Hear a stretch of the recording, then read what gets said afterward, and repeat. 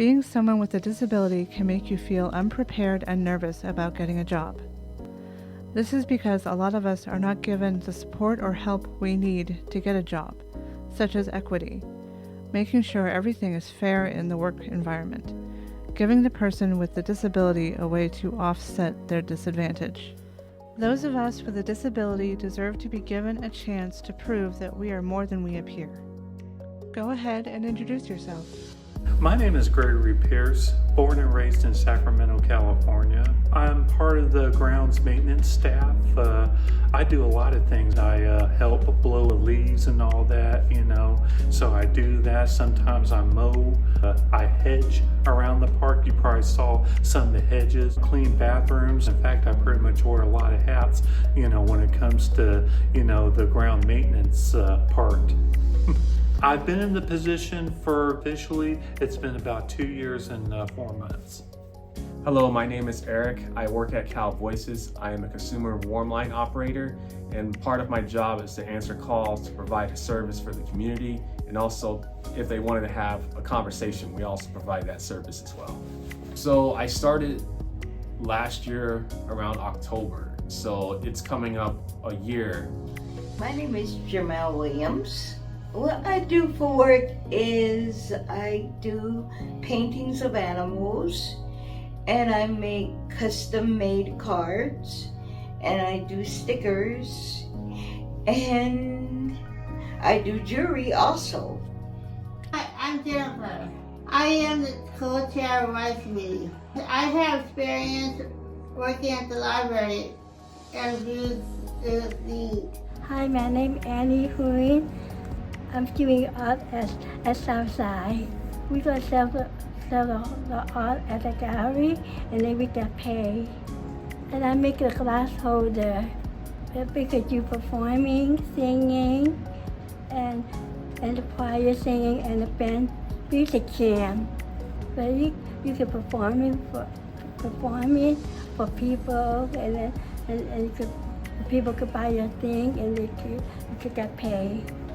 And the band performing, and we get paid, and the choir too. Hello, my name is Emily Lucero, and the reason I go to Southside is because I want to be a musician, and I want to sing and get better at singing, and I play the piano and the guitar. The choir is part of my job, and so is coming to Southside. My name is Mary Thornsberry. I am an artist at Southside Unlimited. I am also a member of the Rise Committee and the Board of Directors. For work, I sell paintings, I write books, I make jewelry. I also work with polymer clay. What are you good at? I'm good at doing different art shows at venues, and I'm also good at dealing with the public, and I'm also good with making people laugh. My favorite thing to do is hedging, because I like to make the bushes look nice, neat, shaped real well. That's one of the talents that I recently discovered. It's making people feel welcome, and most of all, putting a smile on little kids' face. My name is George Ortiz, and I'm the Grounds and Facilities Manager for Fairy Tale Town. Well, Greg, when he started, he was not experienced in grounds maintenance, so I've been training him on all of the pieces of equipment that we have here. Train him on all of the procedures, policies, safety procedures, and out of all the things that I've done so far and trained Greg on so far, he loves to hedge, and he's really good at it. And he does some mowing, some edging, and those kinds of things, but hedging is probably his top quality, and his personality. I was walking with one of the board members, and he was saying, oh, the place looks so beautiful, all the hedges look so nice, and every time we come here, and all the board members are really happy about the way the place looks. I'm really good at teaching people or making them feel better. And I'm basically good at making friends, and my creativity isn't that shabby, if I may say so myself. I also have communication skills too. I talk with people. We also provide resources, or if anyone's just having like a bad day and if you need like an extra support, an extra listening ear to someone to talk to who they can express to not feel judged, that's where we come in. And we also provide a service that they need, services for homelessness, housing, counseling, those sort of things. I would say advocacy for the most part. Having a job here, it's really nice because I enjoy like making a difference. I enjoy just communicating and talking with people. And I think I just developed that when I was young. I've always had a way of like communicating and talking with people, and it was just very natural for me.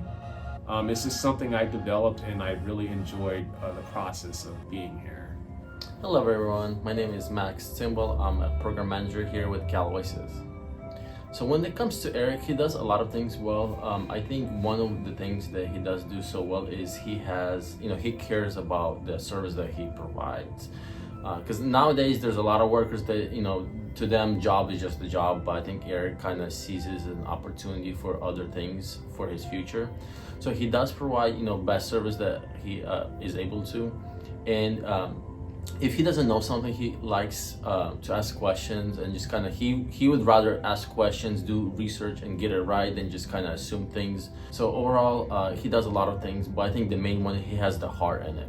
I'm good at doing tours and good showing people around golf. Also good at Special Olympics. I find that I'm really good at singing.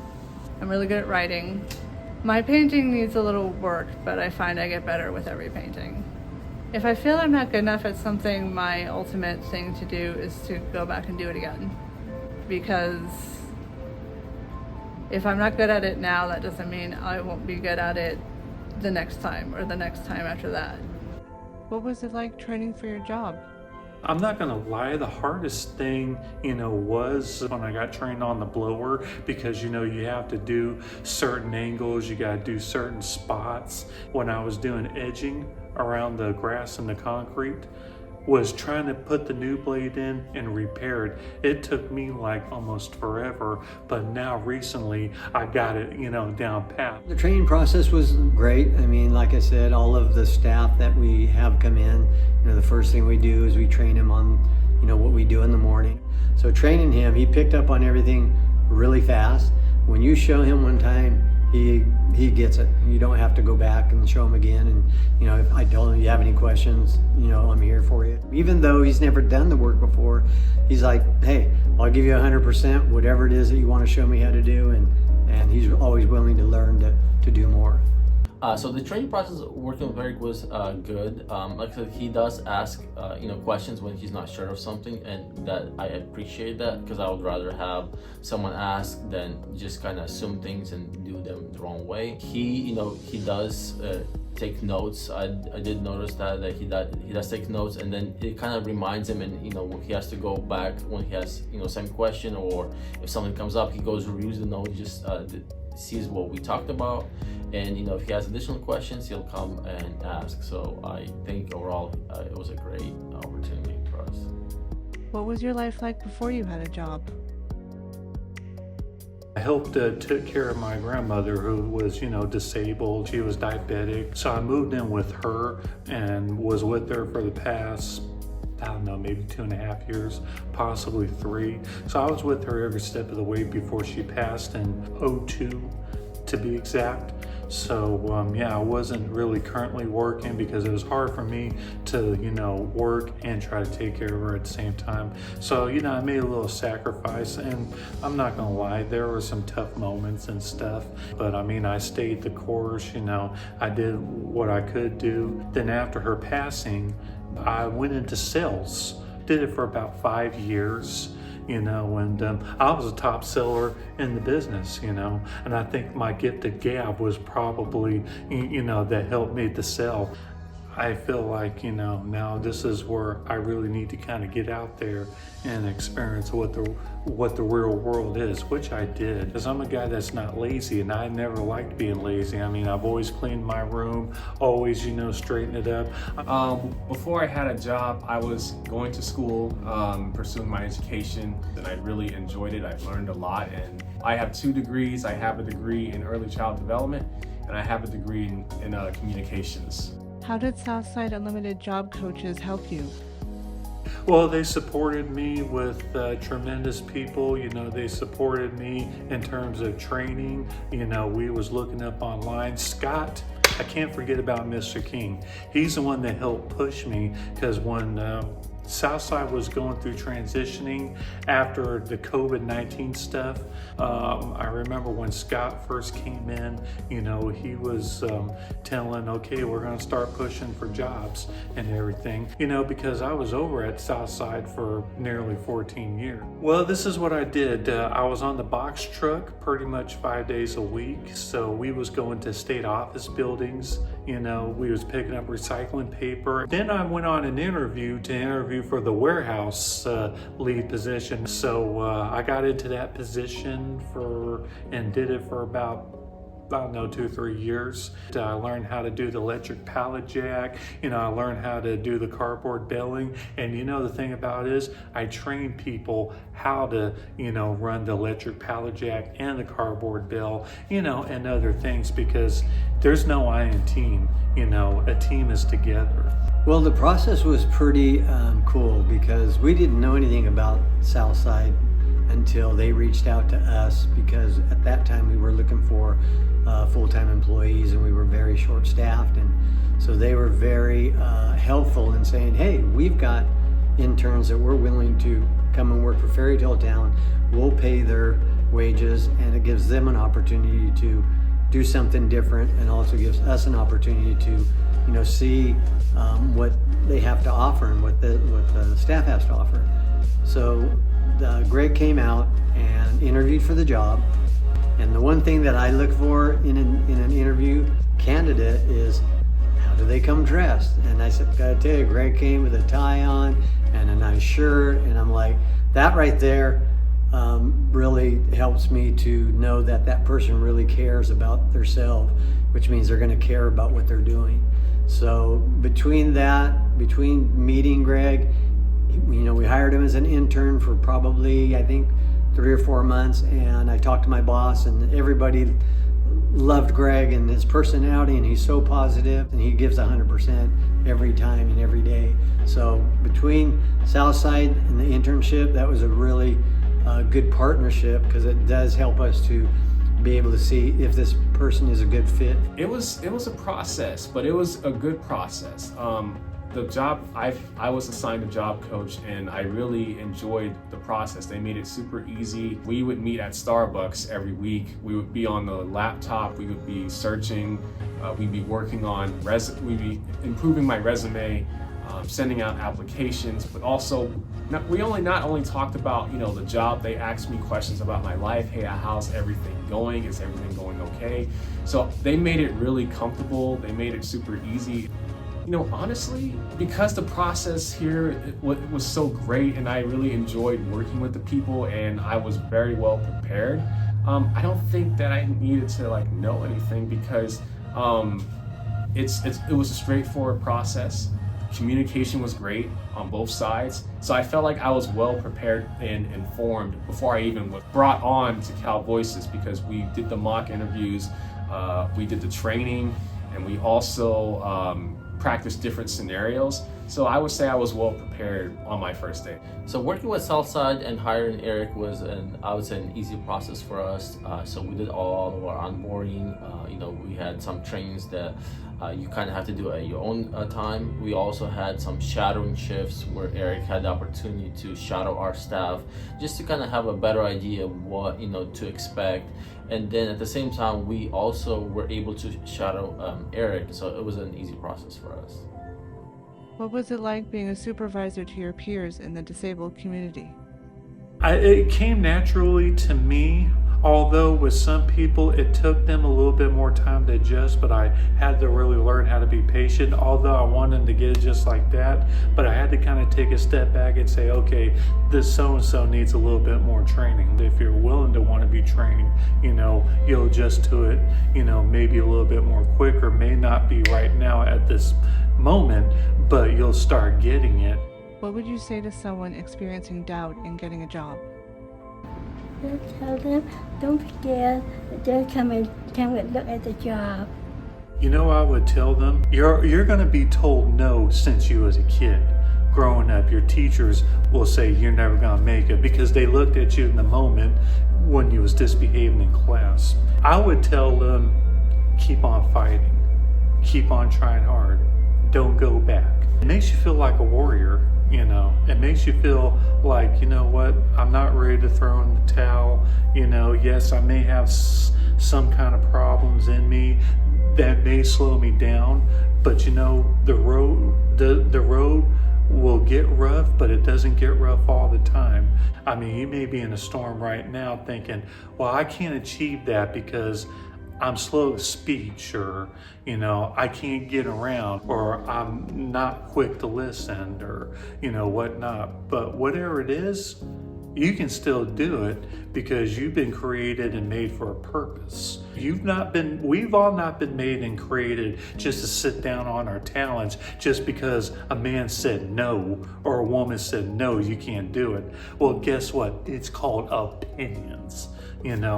People got opinions about you. Your family has opinions about you. The thing is, if you fear, then fear defeated you. But if you look fear in the face and say, hey, I got this, I'm not going to be stopped, then you defeated fear, then you conquered fear. You don't know what's out there that you could be good at. You're really good here. There's no reason why you can't be great at something else. Once you get through the interview, the rest is pretty easy. So that's really the key, I think, is getting through the interview and kind of getting those nervousness and those fears out of you. And sometimes when you go out and you hear, oh, wow, I didn't realize that this job was this, and then it might ease your fears a little bit better. There's some people who are stuck in unfortunate situations. We don't know their life story. They may have a lot of children, and they may not be at the place where they want to be, but they have no choice because they have to be there to provide for their family. My message to the people who are in that circumstances is that bad times don't last, and just do your best and show up there on time. And also communicate if you're having a difficult time in the workplace. Communicate with your boss, communicate with your fellow colleagues. If you need help, don't be afraid to ask for it.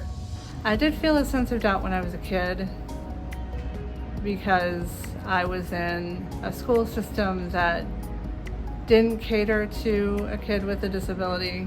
So I guess in the teacher's mind, if I couldn't, solve the right math problem or spell the right word, then I wasn't going to grow up to be someone who could do something.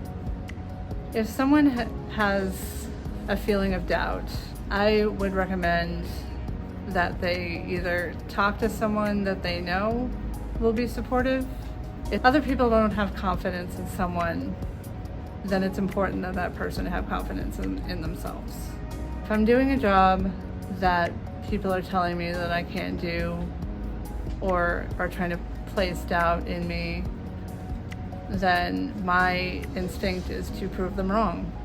My instinct is to show them, you think I can't do this, I'm going to show you I can. What has it been like having a job? I've really enjoyed it. I think, like many of us, we've struggled in this life of trying to find something that we truly enjoy. And there's some growing pains. We may be at a job that it's not the right fit at that particular time. I've experienced that. So that's why I changed my major. And I'm so happy that I've ended up here at Cal Voices because I really enjoy this job. I enjoy helping people, the people that I work with, and I've really liked it. For me, I feel like my energy, my efforts, and my talents can be used somewhere else. And that's where I discovered I was encouraged actually to take communication by my family because they felt like that can be an area that I can excel at. So that's where I've learned to grow the love of communication and pursue in that career, and that's how I ended up here at Cal Voices. So my favorite thing working with Erik has been that he always comes in and he always kind of starts a conversation, just checks in, because sometimes employees just go in, they might not even say hi, but he does communicate. He just asks. He kind of shares what's going on with his day, and also asks how I'm doing. So I just kind of like that he does that check in, but. I also kind of noticed that he does care about the colors, so he does, provide a good service to them, and he, sometimes does research because a lot of times we get calls, people are looking for resources, and some of them are very specific, so we might not have that resource available. But what he does is he gets online and he does a lot of research, so it shows that he has the heart. He's doing it not just because it's a job to him, he's doing it because he cares and he enjoys doing it. I've interviewed for a job a couple of times. Out of the two, I've only gotten one job. The job I had was at a fabric store. It wasn't a great experience. I didn't have any personal training. I was basically just told what to do and then expected to do it. The really bizarre thing was that I was never given a check as payment. I was always paid in cash, which at the time I didn't know that was not a good thing. Also, I never had a schedule. They just called me when they wanted me to come in. I didn't quit, I didn't get fired, they just stopped calling me. I definitely feel like I got treated different from the other employees, less respected. I'm pretty sure the other employees had a basic schedule. I actually know someone who does get paid under the table. He's still currently employed, but they're just not giving him hours, and he doesn't really like that. He's a really hard worker. I work at Dapu. Sometimes you have to clean the table and sweep the floor, and they get paid. We did them folding the bags or candy bags. We did a lot of boxes. I don't like doing boxes. Too boring. I don't like boring job because I like outside. Why do you want a job? Well, I want a job the reason why everybody else wants a job. I want a job so that I can have money in my pocket. But I also want to have the sense of independence, the sense of getting out and meeting people on my own, making friends, hopefully lifelong friendships.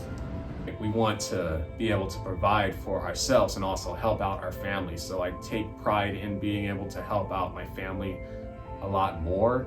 And also independence. It gives me independence, something that it adds responsibility. And I feel like that's important, that responsibility, accountability, and just being here.